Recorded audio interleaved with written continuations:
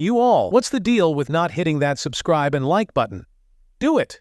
Do it! Well, the story commences in a desolate setting, where a distressed woman is experiencing the challenges of childbirth. She desperately calls out for her husband, the Night Lord, skilled in combat and possessing considerable strength, as he races through the forest on horseback to reach her. 3 other women present with the wife attempt to prevent the Night Lord's arrival. Sensing his proximity, one of them promptly utters a warning and initiates a magical barrier, enveloping the house in a protective blue light. Despite their efforts, the Night Lord manages to break through, and during the turmoil, the child is born, albeit at the cost of the mother's life.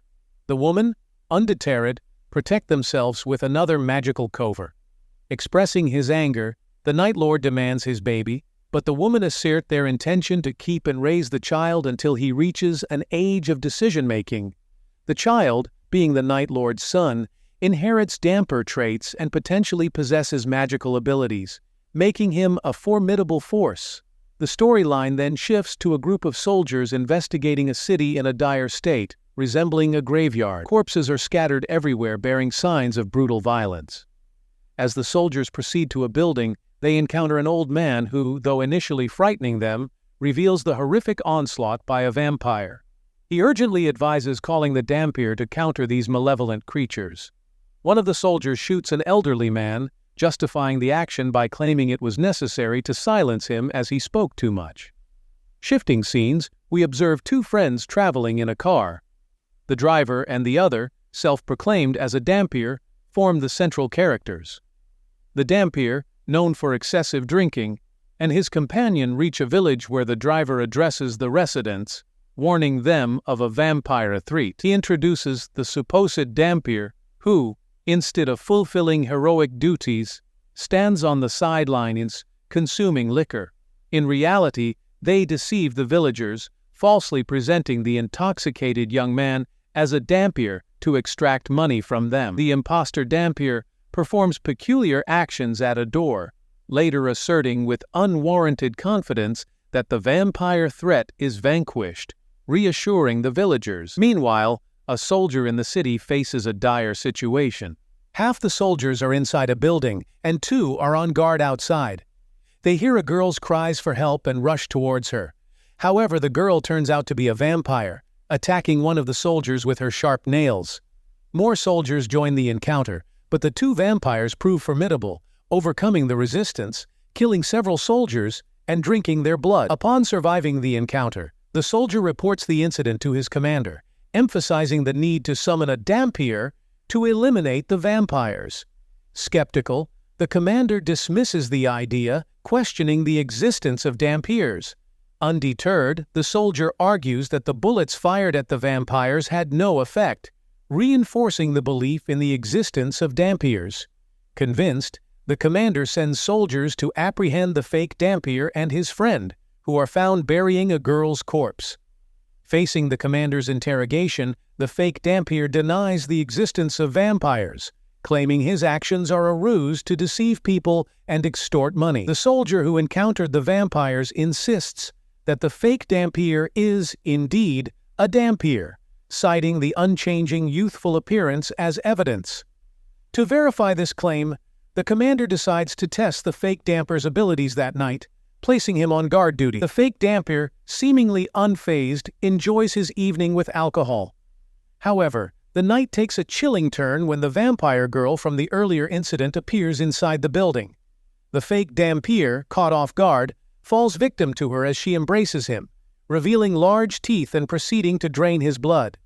She experiences pain and forcefully throws the Dhampir away, realizing he truly possesses the blood of a Dhampir. The vampire girl, detecting the scent of the Dhampir's blood, questions his identity. Fearing the situation, the Dhampir attempts to flee, but additional vampires appear, blocking his escape route. The vampires attack him, but being a Dhampir, those who touch him suffer burns, turning into ashes and meeting their demise.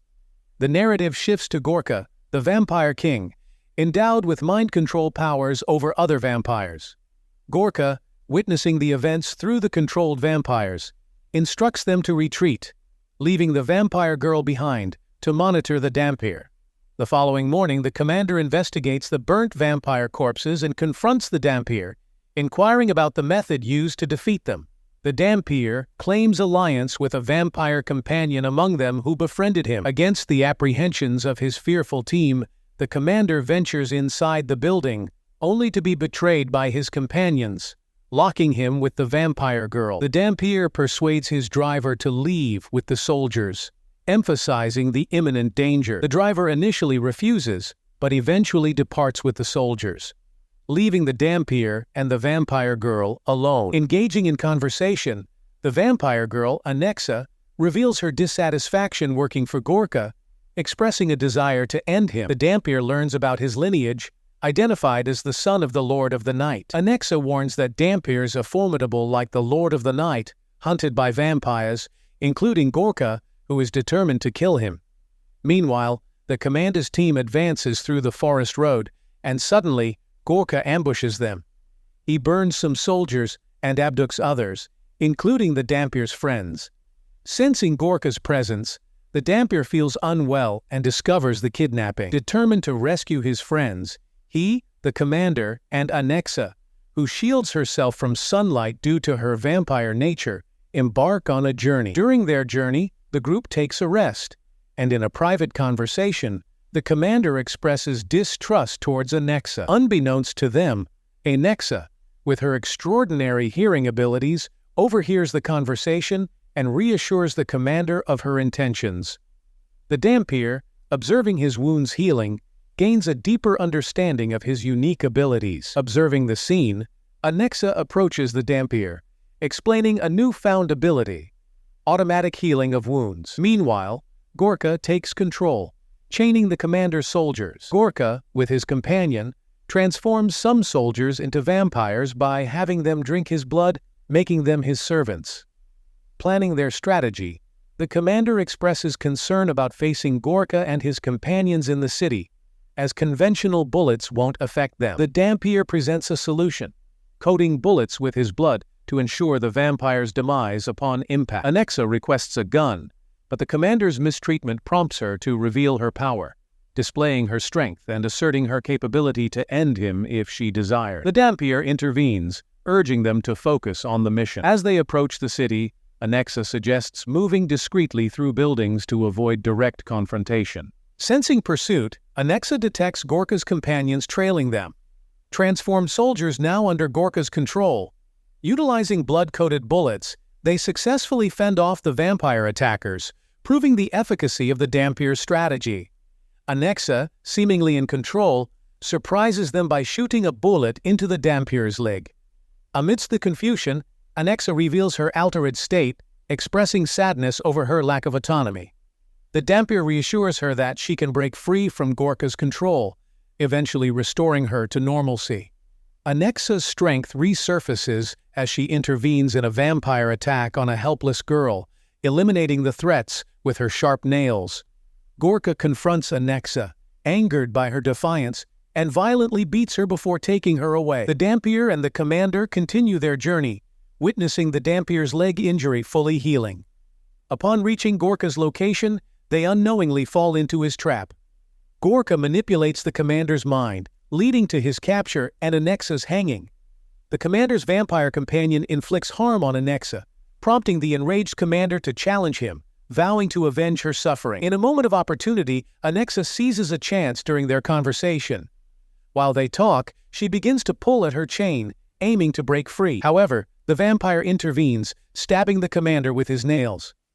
Undeterred, Anexa successfully breaks free, using the chain to neutralize the vampire. Though victorious, Anexa's condition deteriorates, reaching a point where she is on the verge of death. The commander, in a decisive move, offers her his blood, restoring her health and fostering a newfound friendship. Meanwhile, the Dhampir advances in his investigation, finally encountering Gorka within the building. Gorka, anticipating the Dhampir's arrival, initiates an attack with formidable powers. Despite being thrown and struck by Gorka, the Dhampir finds himself unable to defend. Gorka, momentarily halting the confrontation, introduces the Dhampir's friend, now a vampire under his control. Gorka compels the friend to attack the Dhampir, but the powerful blood of the Dhampir proves fatal, causing the friend to burn and perish. Gorka coldly remarks on the Demas, emphasizing the theme of one friend ending another. In the midst of Gorka's assault on the Dampier, the commander and Anexa intervene. Gorka briefly shifts his focus, attacking them and pinning them against a wall. With a sinister proclamation, Gorka taunts the impending demise of the Dampier. As the Dampier weakens, he experiences a dream, encountering the figures present at his birth, urging him to meet his father, the Lord of the Night. Encouraged by his father's words, the Dampier gains newfound strength and courage, with the realization that Gorka, like other enemies, holds no power over him due to the Lord of the Night's blood coursing through his veins. Rising with determination, he engages in an intense confrontation with Gorka, demonstrating a fervent commitment to the battle. Delivering powerful punches and dominating Gorka, the Dampier exhibits a genuine passion. Recognizing Gorka's weakened state, the Dampier seizes the opportunity, demonstrating a newfound strength. As they both enter a more authentic phase of their confrontation, Gorka reveals his formidable appearance, acknowledging the terrible strength within him. The ensuing battle sees them exchanging blows mid-air. The Dampier, utilizing hands soaked in blood, grasps Gorka's neck, causing him to burn. Employing both hands, the Dampier decisively ends Gorka, transforming him into dissipating smoke. As they depart, a door unexpectedly opens before them. Venturing inside, they discover an ancient room containing a book belonging to the Dampier's father and a portrait of him. Shockingly, they learn that Gorka is not a singular entity, but part of a larger group. The Dampier, unfazed, declares his determination to confront all Gorkas and their companions, turning them into adversaries. Their mission to eradicate the Gorkas and their allies commences, bringing this investigative narrative to its conclusion.